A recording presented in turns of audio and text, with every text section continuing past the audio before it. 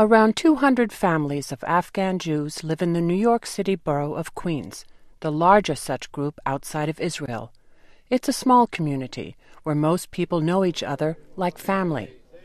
Although they love Israel and the United States, they haven't forgotten Afghanistan and still consider it home.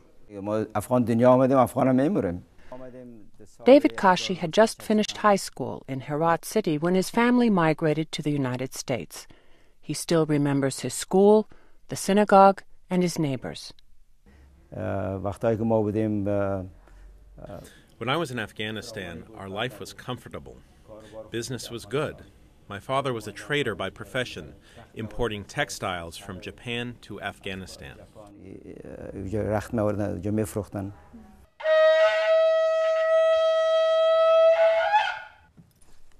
But the Soviet invasion triggered a wave of emigration throughout Afghanistan, and the Kashi family fled too.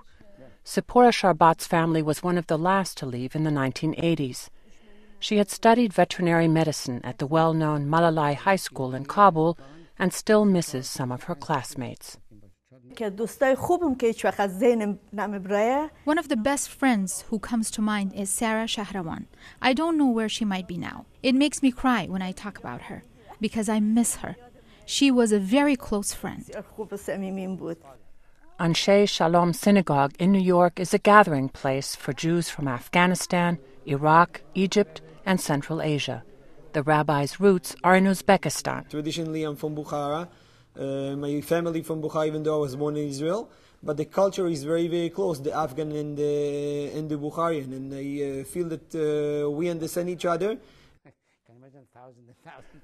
Jack Abraham is the president of the synagogue. A jeweler by profession, he was born in Afghanistan and lived there until the age of 12. Abraham is still proud of his Afghan roots. I have two rifles dating to the Anglo-Afghan War in 1802. At the time, I had to go to Dar al-Aman to get a stamp from the museum, permitting me to take them out of Afghanistan. I still have the rifles on my wall at home. There were only 2 Jews remaining in Afghanistan when the Taliban regime fell in 2001, and now Zebulon Simentov is the only one. Jews in the United States and Israel support his synagogue financially. Abraham says his father built it in 1964, and it has a very special place in his heart. He says the Taliban stole 2 very old Torahs from the temple. These books are very important books. Wherever they are, we would like them back. I would be grateful to anyone for returning and taking care of them. Please return them to us so we can read them and thank God for keeping us alive till now. Abraham says the former Afghan ambassador to the United States and its ambassador to the United Nations were the first Afghan officials to reach out to New York's Afghan Jews. When I was ambassador in Washington, part of my responsibility was to keep in touch with all Afghans in the diaspora and work together with them. In that capacity, I contacted the Afghan Jews who live in New York, and most of their work also relates to Afghanistan, like trading in precious Afghan stones and other businesses which help Afghanistan. David Ibrahim's parents came from Kabul. He was born in Peshawar, moved to India, and then New York. Still, he feels a connection to Afghanistan. Well, I do feel connected.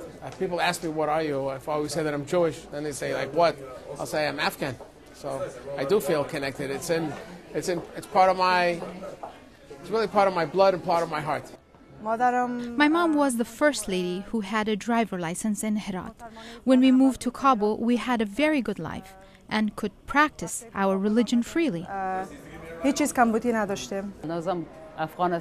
am still Afghan. We still listen to Afghani music in our parties. My best friends are still Afghans. Even I still have lots of Afghan music CDs in my car.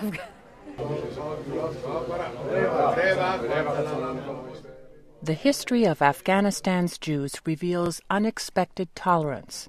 It may be hard to believe today, but for centuries it was Afghanistan that Jews turned to escape religious persecution in Iran and Central Asia.